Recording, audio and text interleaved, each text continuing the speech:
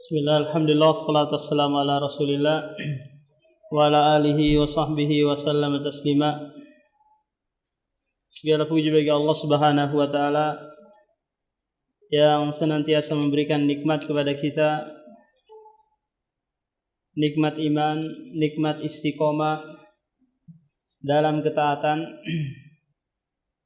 Karena Ramadan kemarin hakikat dan tujuannya adalah agar kita istiqomah di atas ketaatan, sehingga bisa menerapkan firman Allah, wa'bud rabbaka hatta ya'tiyakal yaqinu, beribadalah kepada Allah hingga kematian datang menjemputmu. Orang yang tercela adalah mereka yang hanya semangat beribadah di bulan Ramadan saja, rajinnya puasa, rajinnya sedekah, rajinnya sholat malam hanya di Ramadan saja. Sementara Allah di bulan Syawal pun ada, di bulan Dzulqa'dah pun ada, di setiap bulan dari bulan-bulan yang ada Allah senantiasa ma'budun fi kulli makanin wa zamanin. Allah disembah di setiap tempat dan di setiap waktu. Kita lanjutkan pembahasan kitab Durarul Bahiyah, masih berkaitan dengan zakat. Sekarang masuk dalam zakatul al-khumus atau kitabul khumus. Baca. Bismillahirrahmanirrahim. Kitabul khumus. Yajibu bima yumnam fil qitali wa fil qitali wa la yajibu bima ada balik wa maslihuhu min fi qawlihi ta'ala wa ala annama wajibtum bi syai'in qala lillahi Musa wa rasul wa lidhil wa yatama wal masakin wa bil sabil. Nah, jadi pembahasan tentang ghanimah ini merupakan kekhususan bagi umat ini. Adapun umat-umat yang lainnya, tak kala mereka perang, maka tidak boleh harta yang ditinggal itu dijadikan ghanimah. Beda dengan umat Nabi Muhammad, tak kala dia perang dengan orang Yahudi, orang musyrik, maka ketika kaum muslimin menang, maka harta yang tertinggal, tawanan perang, itu bisa dijadikan ghanimah. Dan ada pembahasan tersendiri tentang ghanimah ini, di mana pasukan berkuda itu mendapatkan 2 jatah, jatah orang dan jatah kuda. Pasukan infanteri yang berjalan kaki itu hanya mendapatkan 1 jatah. Belum lagi kalau sekiranya si A ini membunuh langsung si fulan, orang Yahudi, maka nanti pedangnya, bajunya, apa yang ada pada orang Yahudi tersebut menjadi haknya dia. Nah, secara umum harta rampasan perang itu dikumpulkan, kemudian nanti dibagi, nggak boleh langsung diambil, karena masuk dalam kategori gulul, yaitu mengambil harta rampasan sebelum dibagi. Nah, sebelum dibagi maka dikeluarkan dulu 1/5 dari harta rampasan yang ada, ini untuk kemaslahatan umum. Apakah itu untuk Rasul, kemudian kerabat dekat, anak yatim, orang miskin, dan ibnu sabil. Wafir rikas, rikas juga dikeluarkan 1/5 dari harta temuan. Mungkin kita gali-gali di bawah kolong rumah gitu, terus dapat emas segepok, kalau ditimbang ada 5 kilo. Maka hal ini dikatakan atau dinamai dengan apa? Rikas, harta barang temuan. Nanti dikeluarkan 5% dari harga jual tersebut atau dari emasnya, kalau ada dilalatu dufina fil jahiliyah, ada tanda bahwa benda itu dipendam di zaman jahiliyah. Ini syaratnya, Pak. Kalau sekiranya tidak ada, maka tidak boleh dikeluarkan zakat. Kalau di Balikpapan ini memungkinkan hal ini. Karena ada kerajaan yang dia sudah berdiri sebelum datangnya Islam atau di zaman jahiliyah. Dan Balikpapan ini bagian dari kekuasaan kerajaan Kutai Kartanegara. Nah, lanjut Kitab Siyam. Kitab Siyam. Jadi Siyam Ramadan diruqyati ibadihi min adlin aw ikmali iddati Sya'ban wa yasumu salatina yawman alam yamhar ila syawalin qabla ikmaliha wa idza rawat wa badani lagi masali wa biladi al-muwafaqa wa ala sawmi an-niyatu qabla al-fajr. Nah, Kitab Siyam, pembahasan tentang Siyam sudah berlalu. Tentang puasa ini, puasa yang wajib yaitu puasa Ramadan, puasa nazar, dan puasa kafarah. Adapun selain dari itu adalah puasa-puasa sunnah. Nah, pembahasan di sini adalah puasa Ramadan. Kata penulis, yajibu siyamu Ramadan ay syartul wujubu siyam Ramadan, syarat wajibnya puasa Ramadan li ru'yatil hilal, karena melihat hilal. Tentunya ini hilal tanggal 1. Kapan dilihatnya hilal tanggal 1? Ketika di sore hari tanggal 29 Sya'ban, pas tenggelam matahari, baru dia muncul. Berapa menit gitu dia muncul? 1 menit atau 2 menit dia muncul. Apakah itu ketinggiannya 2 derajat atau 3 derajat? Pokoknya dia pasti muncul. Paham? Di sore hari tanggal 29 Sya'ban, pasti munculnya. Ini Pak, suatu kepastian pasti muncul. Fa in gumma alaikum, jika terhalangi kalian oleh awan atau debu atau badai, maka solusinya adalah fa akmilu iddata Sya'ban salasina, menyempurnakan bulan Sya'ban 30 hari.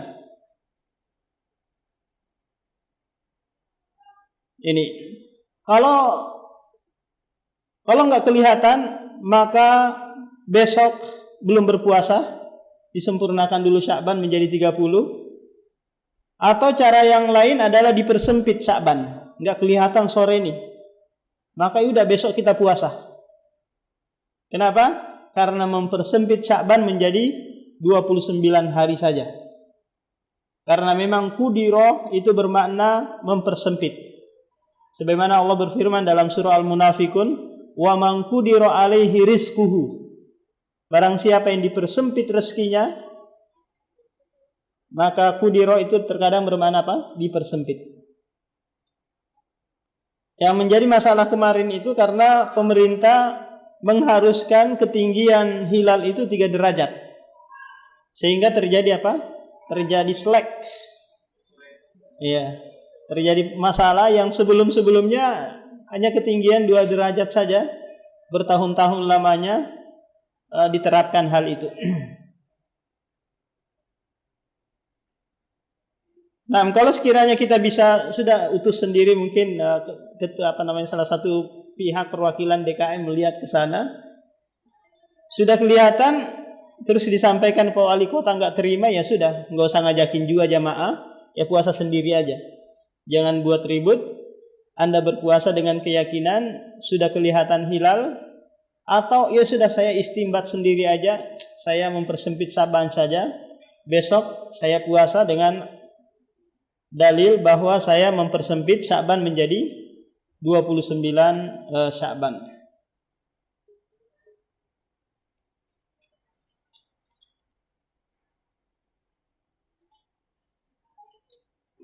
Min adlin au ikmali Sya'ban. Jadi syarat orang yang melihat itu haruslah orang yang adil, satu orang yang adil. Ini Pak, karena cukup satu orang. Beda kalau sekiranya hilal Syawal, itu harus 2 orang minimalnya. Kenapa? Karena keluar dari ibadah.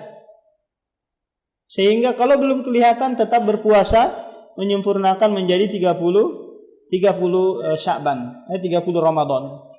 Nah, kalau sekiranya kok ternyata sudah pemerintah mengumumkan, maka nanti tidak ada lagi istilah apa? Istilah kodok.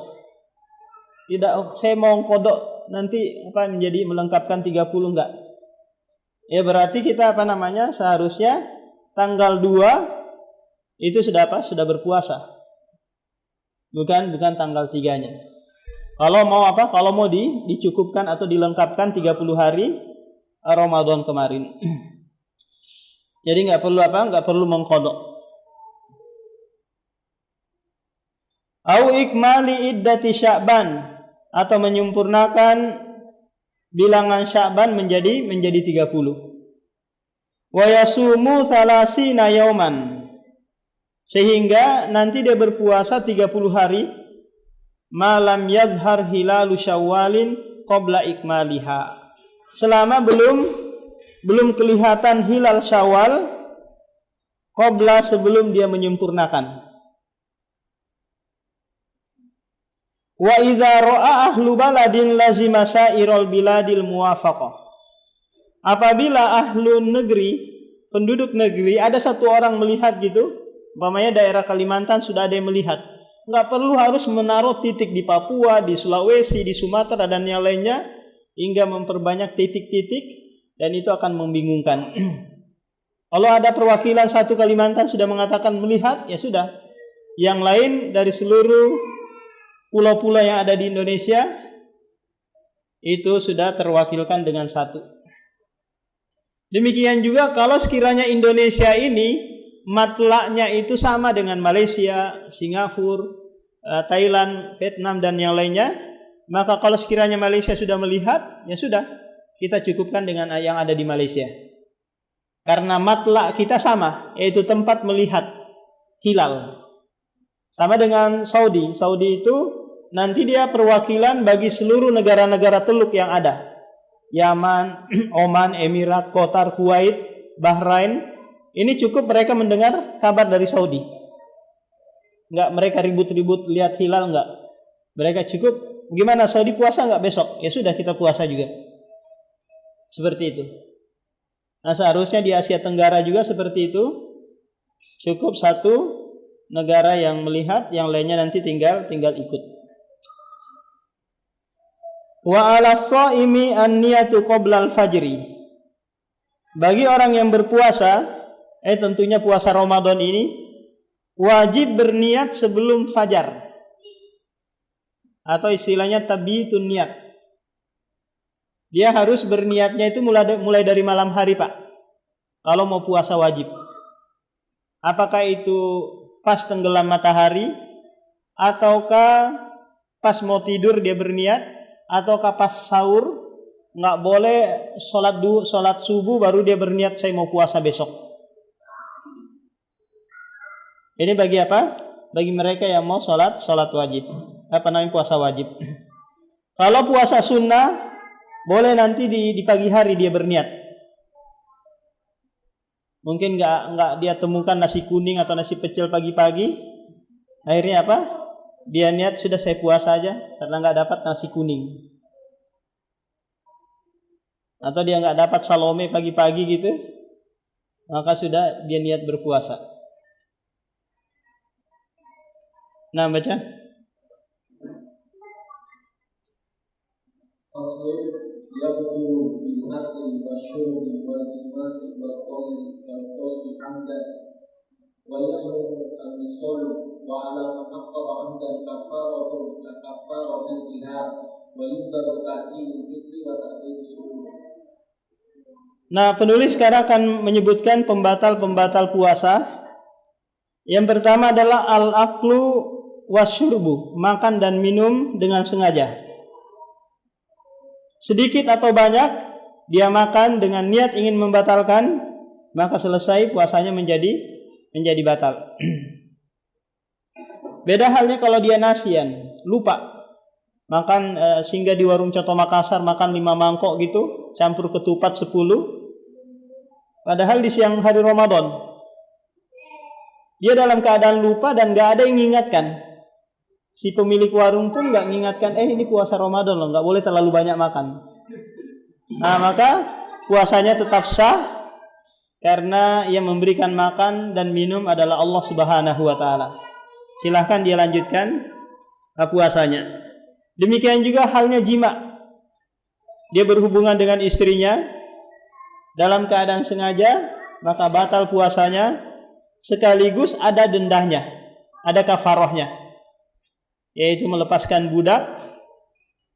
Jika tidak dapat, maka berpuasa 2 bulan berturut-turut dan memberikan makan 60 orang miskin. Wal qai'i amdan, muntah dengan sengaja. Ini juga membatalkan puasa. Wa yahrumul wisal, haram wisal. Apa wisal itu? Wisal itu bukan risol ya. Wisal adalah menyambung puasa ke malam hari. Ketika datang waktu berbuka, dia enggak berbuka. Dia lanjut puasanya malam hari. Ketika datang waktu sahur, dia enggak sahur. Dia lanjut lagi puasanya untuk besok. Hal ini kekhususan bagi Rasulullah SAW. Enggak boleh bagi umatnya berpuasa wisol. Karena enggak sanggup. Beda dengan Rasulullah. Rasulullah itu diberikan makan oleh Allah dan oleh Allah. Apakah makanan yang sifatnya maknawi ataukah hissi? Akan tetapi sahabat kepengen juga berpuasa wisol, maka Rasulullah menganjurkan puasa wisol, tapi sampai sahur saja. Maghrib dia enggak buka, ketika datang waktu sahur dia sahur. Nah, ini puasa wisol, Pak.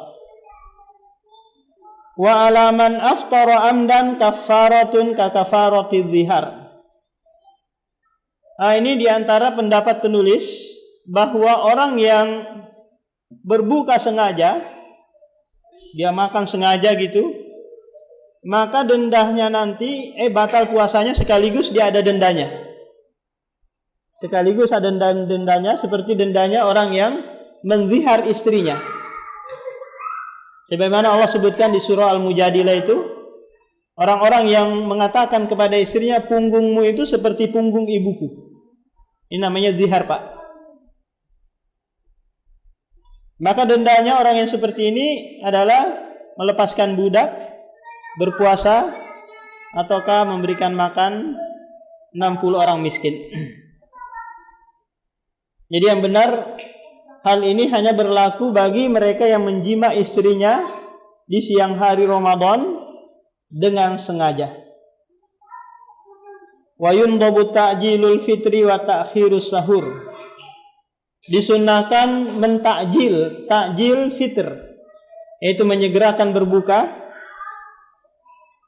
Jadi takjil ini jadilah bahasa Indonesia kita, yang artinya adalah onde-onde atau jajanan bukaan, ya kan? Takjil. Ini peminjaman bahasa Arab yang salah. Sama dengan kalimatun. Jadi bahasa Indonesia adalah kalimat atau jumlah yang memberikan faedah. Padahal kalimat di dalam bahasa Arab itu maknanya adalah isim atau fiil atau huruf. Sering kita melihat juga di papan tulis tertampang ude ikhtiar. Ya kan? Ude ikhtiar. Apa maksudnya ini? Ini badan usaha ikhtiar yang maknanya adalah usaha kan ya? Tapi ikhtiar dalam bahasa Arab itu maknanya adalah pilihan. Jadi memang kadang kita orang Indonesia sering meminjam bahasa Arab atau isti'arah, tapi disalahgunakan. Wa ta'khirus sahur, dan mengakhirkan sahur. Ini merupakan sunnah, Pak. Kalau sekiranya azan itu jam 5, maka jam 5 kurang 5 menit kah, atau jam 5 kurang 10 menit baru kita apa? Baru kita sahur. Adapun imsak itu kehati-hatian saja. Jangan karena kita asik makan, akhirnya apa? Azan berkumandang, belum sempat minum dan yang lainnya.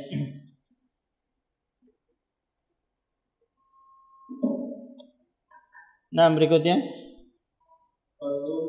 يجب على من أفطر بكفر شرعي أن يقضي والكفر للمسافر ونومه رخصة إلا أن يخشى التلقى أو الضعف عن الكتاب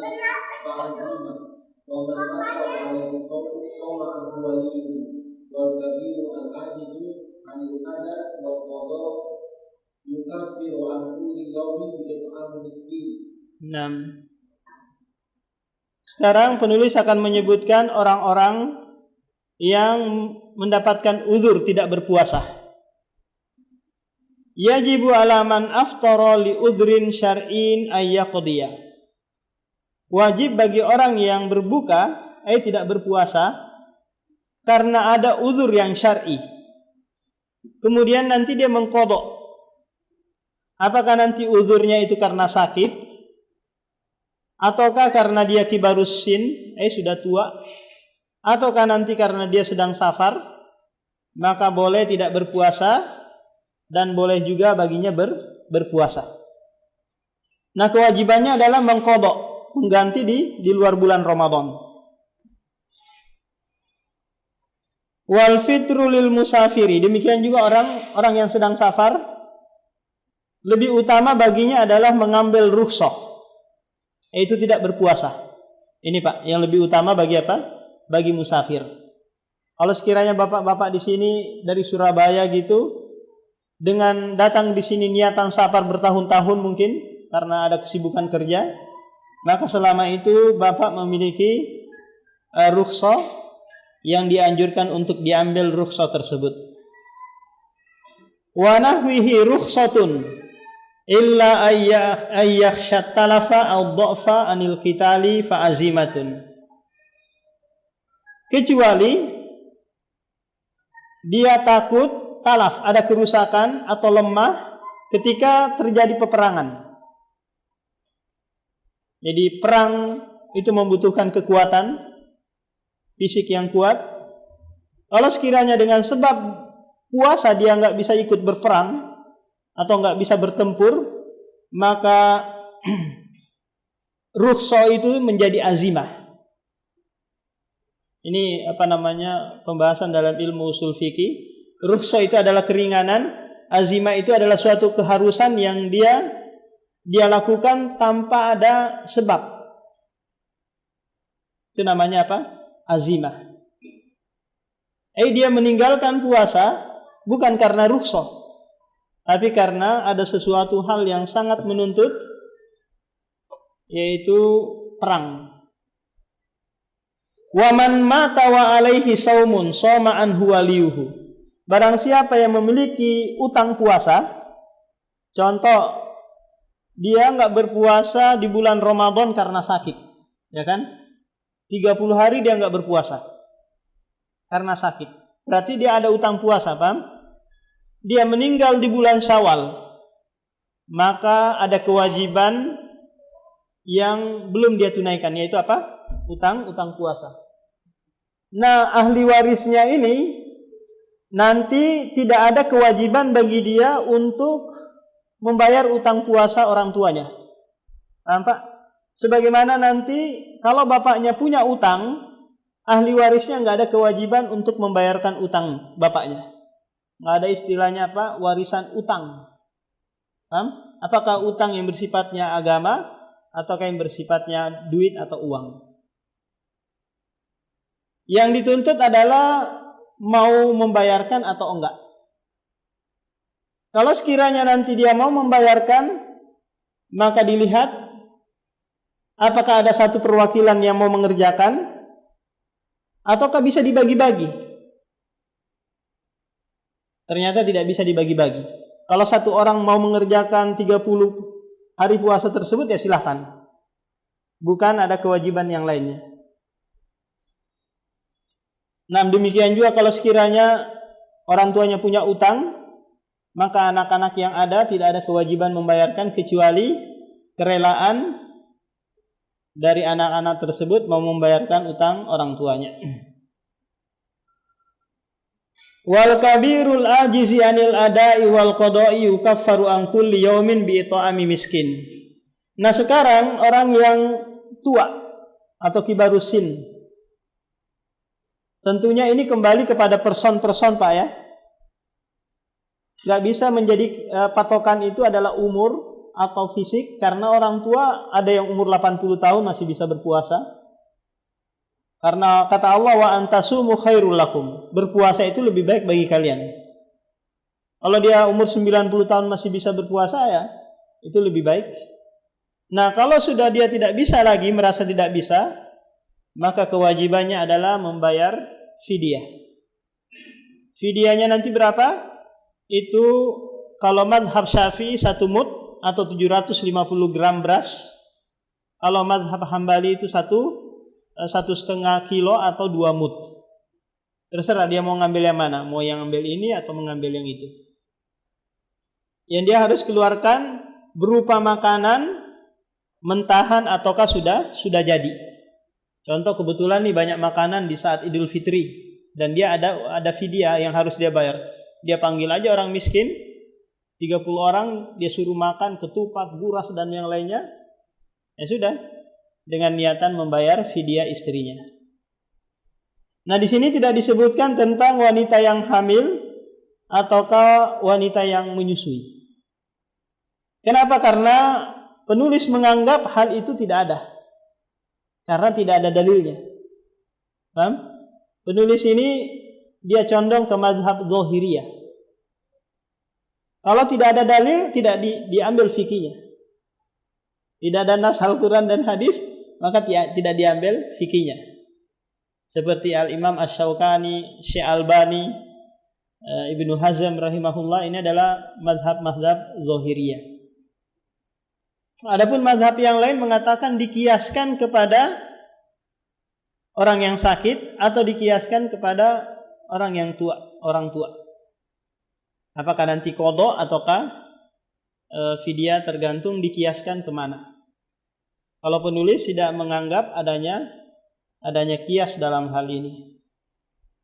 Nah, demikian Pak, kita lanjutkan lagi pada pertemuan berikutnya. Subhanakallahumma wa bihamdika, asyhadu an la ilaha illa anta, astaghfiruka wa atubu ilaik.